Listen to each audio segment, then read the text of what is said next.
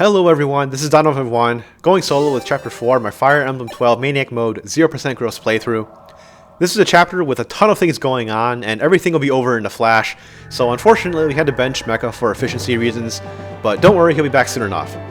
So a brief exposition on what's going on in this chapter. Marth is trying to catch up to the Grustian royal children who are named Yumina and Yubello. Yumina's official localization is Yulia, but in this old version of the translation patch, she's still called Yumina, so that's what we'll call her for the rest of this playthrough. They start off in a totally different part of the map, and they're being under attack by pirates, so we have to be quick if we want to rescue them. In the base, there's a couple of things to note. We dip again to lunatic stat boosters, this time buying an angelic robe for Marth. Defensive stat boosters, in general, are a good investment on lords, especially in siege-heavy games like FE12, because invariably they'll be facing a decent amount of combat on their way to the gate or throne. Even in a gross playthrough, this can be helpful to get Marth rolling, because Marth is really helpful in the late game in a gross playthrough. We also spent 7,500 gold on 3 secret books for Palla.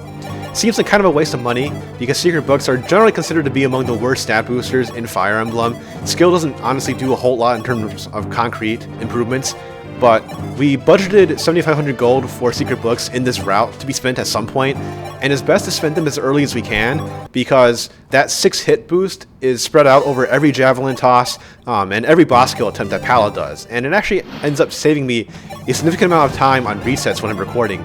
Speaking of hit and javelins, we also decided to forge an extra 10 hit on one of our javelins, which we affectionately named the Dutch Blunt after our absent friend, and this too is a saving from many frustrating resets.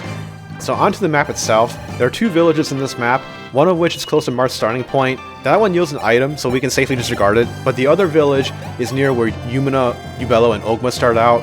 That is where Marth can recruit Castor, so we need to figure out a way to have Marth move there quickly, because that's all the way on the other side of the map. But fortunately, this is the debut of the rescue staff in this playthrough. So the rescue staff, like its iterations in other Fire Emblem games, allows the unit to transport an ally from anywhere on the map to an adjacent tile in one action, and this allows Marth to visit Castor's village on turn 1. In addition to transporting Marth, we've also transported the convoy, in which we've placed a bunch of items that are necessary for the upcoming turns. So if you're a fan of Yubello, this is his chance to shine in this playthrough. Yubello is a truly awful unit with horrendous base stats. His speed is so low that he needs a Rainbow Potion to avoid being doubled and 1-round KO'd by the enemies that are threatening him. But we need to employ him in this very aggressive strategy because he needs to trade off the Rainbow Potion to Ogma and Sirius, who need to use it to double the enemy pirates and 1-round KO them. Recruiting Sirius on turn 1 is pretty trivial on the lower difficulties, but it can be a trap on the higher difficulties because neither Ogma nor Sirius can reliably survive an enemy phase against a hard-hitting pirates. With our setup, the only thing we have to rely on is Sirius dodging one of the 2 pirates that he faces. He has a terrain bonus, weapon triangle advantage, and the pirates have less accurate steel axes, and they do not have the plus 10 hit bonus that they would normally get on lunatic mode, so it is fairly reliable for Sirius to dodge one of them. We also positioned Castor to pull a pirate across the river to distract him from our other units, and we had to get the Taurus shard to Ogma to prevent him from being 3K KO'd from some combination of enemies. We expend a second use of rescue on Marth in this chapter, which seems a bit odd. To explain why we did so, I'm going to describe a concept that I refer to as rescue math. So at baseline, you can expect every use of rescue to save you at least 1 turn.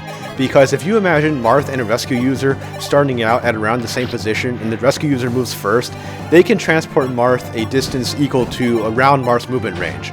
So in order to find the high yield turn saves in this route, we have to figure out situations where using rescue saves more than 1 turn, and this specific use of rescue would save 2 turns. It does mean that we can't use the rescue at every opportunity that would save a turn, because we just don't have enough rescue uses to play with on Maniac mode, but this yields the lowest total turn count. At this point, the danger hasn't yet subsided. We've dealt with the group of enemies immediately threatening Yumina and Yubello, but there were still 2 pirates and a hunter blocking Marth's way to the gate. And Marth, even with his angelic robe and Rainbow Potion boosting his defensive stats, cannot reliably survive all 3 enemies, so we have to kill one of them somehow. The only one that we can reach in time is the enemy hunter, and the only way to do so is with a flyer from 2 range, which is generally tactical no-no, but it's something that we have to do, and it's the reason why we use the Draco Shield on Palla. It allows her to survive an effective steel bow hit from that hunter, and a silver axe hit from the enemy boss. After that, one of the pirates blocks Marth's way, but he can be dealt with some chip damage from Yubello and Aaron. And all that's left to do to seize the gate is for Palla to one-round KO the enemy boss. She has weapon triangle disadvantage, but this is a place where the secret books actually pay off immediately. We haven't had much time to talk about everything that was going on near the starting point of this map. There's not a whole lot there, truthfully. We can kill the thief for an armor slayer, which is helpful, and there's another thief that we have to deal with who drops a devil sword. Devil weapons in DS Fire Emblems are at their best in the series, I would argue. They're very powerful with very accurate hit rates, and the devil sword in particular is going to feature at multiple parts during this run. At the end of this chapter, if we chose to go bald in the prior chapter, Jagan gives us a moment to reconsider and regret our decision. You know, I'm picking up kind of a Mangs vibe here, and we want this playthrough to be efficient, quick, and deathless, so I think I'm going to grow Chris's hair back. That's chapter 4 completed in 3 turns. We'll see you next time.